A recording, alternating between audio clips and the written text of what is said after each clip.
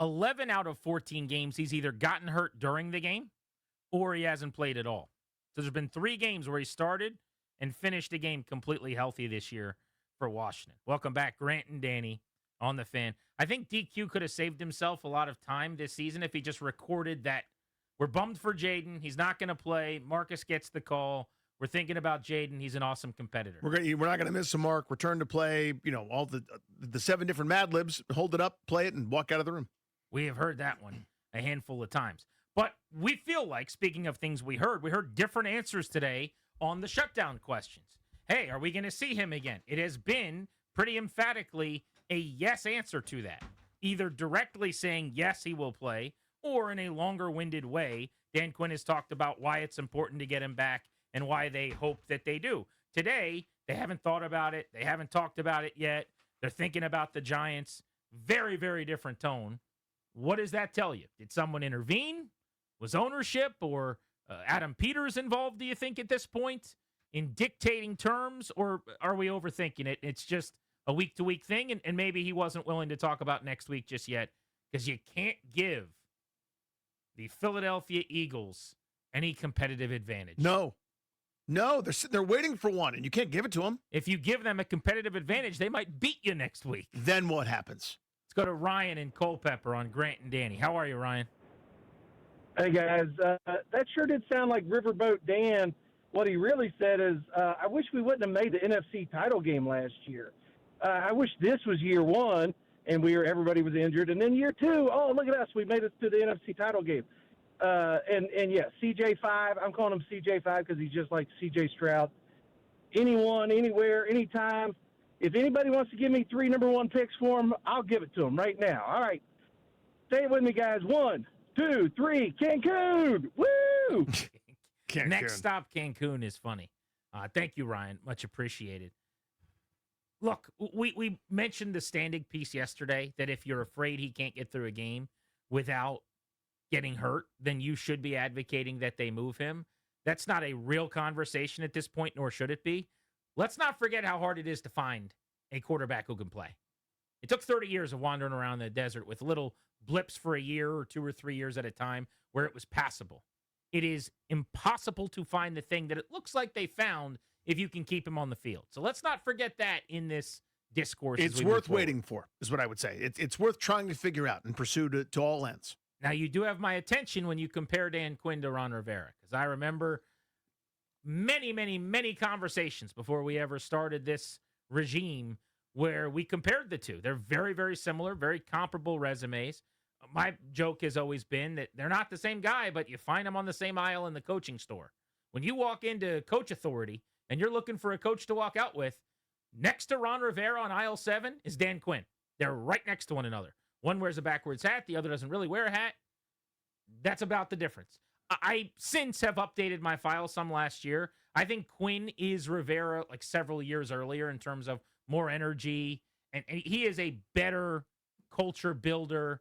Players adore and love him. All the stuff we said about Ron, but a lot of those were from the prime of his career in Carolina. I think Dan Quinn, who's younger, is a younger spirit as well. Well, to me, this sounds way more cynical. The biggest difference is Dan Quinn didn't want to do personnel, and Ron did. Ron wanted to half-ass that job and not go to the combine and not go to the Senior Bowl and go play golf because he was tired. Don't take both jobs then, right? I'm just talking about them as head coaches. No, I'm with you. Yeah, that's very different. But my point kind of is there's a lot of crossover between the two. But remember, in year 1, and Dan Quinn gets to an NFC Championship game, nobody will ever be able to take that away from him. I think you could thank Jayden Daniels. He did a lot of good, heavy lifting, culture-building stuff, no doubt. But after year 1 of Ron Rivera, it was in Ron we trust. Anyone who didn't buy in was a maniac. How dare you question anything he does?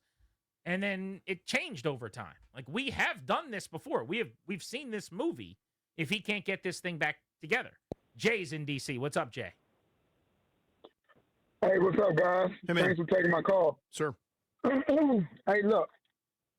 First of all, everybody keep talking about, I wish we wouldn't have made it to the NFC Championship game last year. Those people must have not been on the plane with me and you, Danny. Remember last year, me and my buddy, we took pictures with you when we flew up to Detroit and all of that stuff, man. And that was a magical ride, man.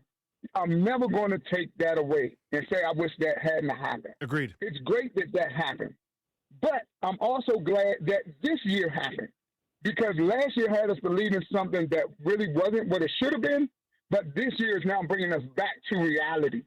So it's good that we had both, right? But what I feel is I feel that there has been some change with how they're treating Jayden Daniels and everything. And first of all, let me say, listen, Grant, coach authority is diabolical. I loved it. I was so coach authority. That is diabolical. Coach's authority. That's funny. I think I do remember when it would have been the Tampa game when we flew out, what you were referencing. But yes, I mean, that for the record, the caller before him wasn't saying I don't think that he wishes they wouldn't have.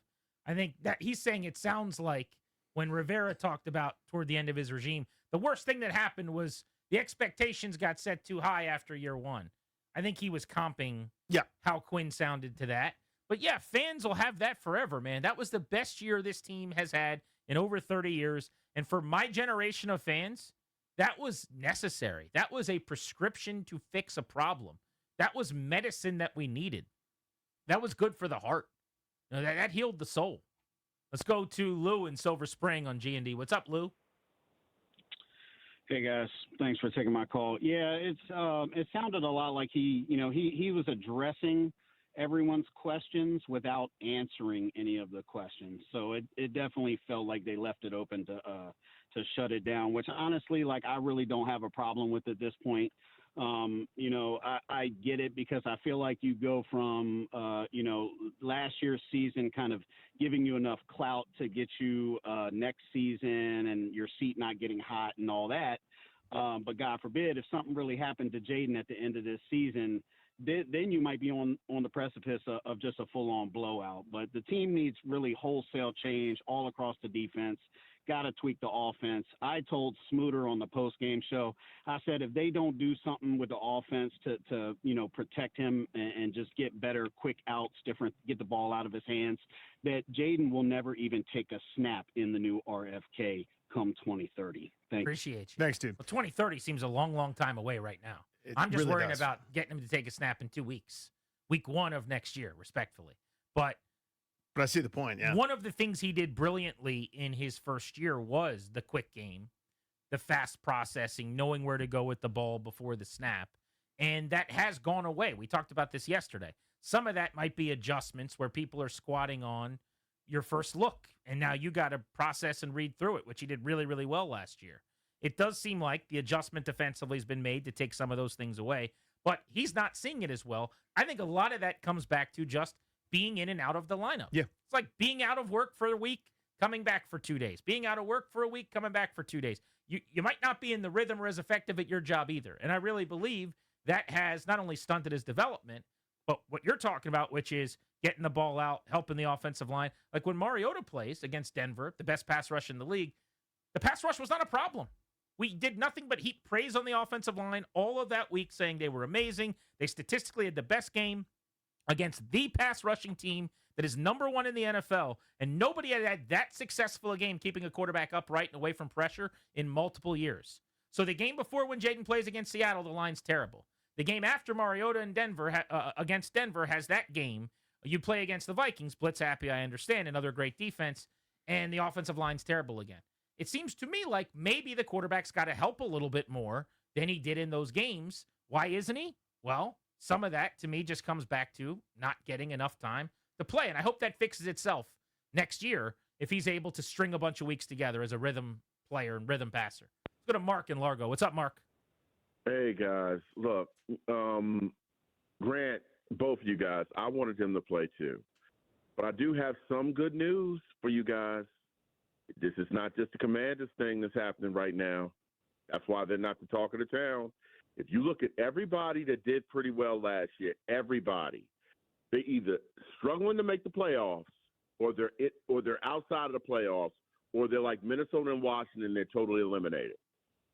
There's a chance that everybody that participated in Championship Sunday in January, there's a good chance that none of them will be there. Philadelphia acts like they don't want to go to the playoffs. True. Kansas City is on the outside looking in. Yep. And truth be told, if Buffalo loses to the Patriots and the Eagles, they don't have the tiebreaker over over the Texans, so they could be out, and Philadelphia could, just say, you know what, the heck with it, we ain't gonna be in. We don't care. Let Dallas go to win the division, and we're out of it, and everybody is out. But here's the problem that I think Washington. I think you have to look at if you're Adam Peters. This is out of all the bad decisions he's made in the last year and a half.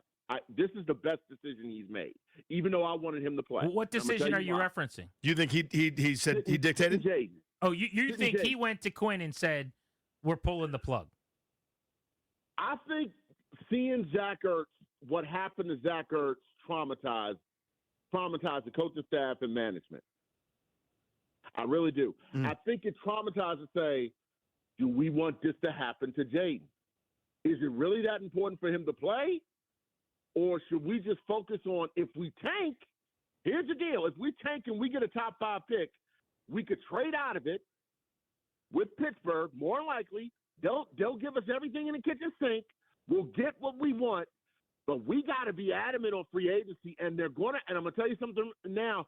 They're going to have competition. They're going to have to overpay. Well, they got to be aggressive. Yes. They can't sit back and do one-year deals with 35-year-olds.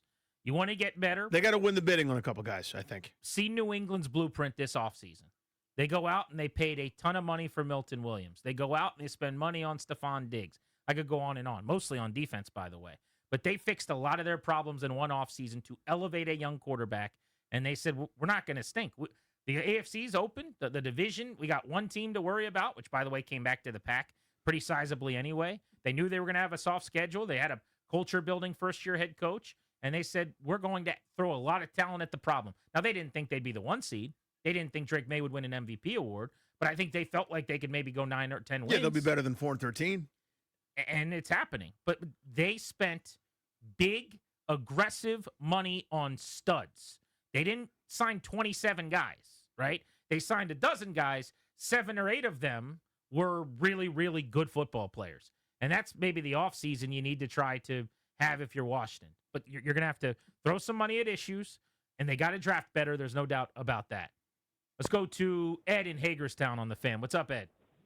Hey, good afternoon, gentlemen. What's up, bud? I look at this from a standpoint of 2 years ago. They had extra time in coaching this, developing a young team, and mold the quarterback. Well, this year they humbled themselves, and I call it humbling.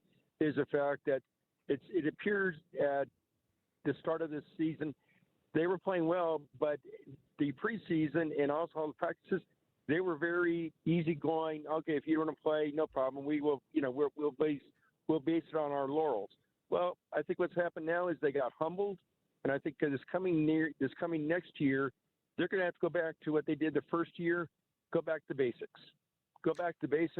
Get a couple of good offensive linemen to protect your quarterback, and let him develop slowly. Appreciate you, dude. Yeah, I think a new approach to preseason training camp, et cetera, is warranted. Now, they were fairly soft, and Dan Quinn, was veteran deferential in year one, and obviously everything came up perfect. But the tone this year felt way more complacent. I think to the caller's point, I think it's something that you and I both noticed kind of throughout. I thought camp was way more laid back this year, and the preseason proof's in the pudding. Look at the snaps and the reps and the amount of work guys like Jayden got.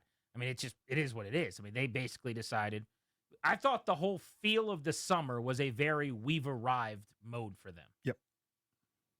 You had arrived, and then you got kicked out of the club. That's right. So now what do you do? How do you get back? They towed your car. How do you get back? 800-636-1067 if you want to join us on Grant and Danny on the listener lines. We are taking calls from people who are assuming, and we're doing the same, I think, that there's been a shift in their tone. You can hear it in the answers, and that maybe there's a philosophical shift as to the plan with Daniels, but we don't really know that. I guess I want to double down on the question of, are we sure that's happening? Like, do we think that he's actually possibly not going to play again this year, or is this as simple as he's out this week, and then with 3 weeks to go, Eagles, Cowboys, Eagles, they actually bring him back against Philadelphia, and maybe he does play the final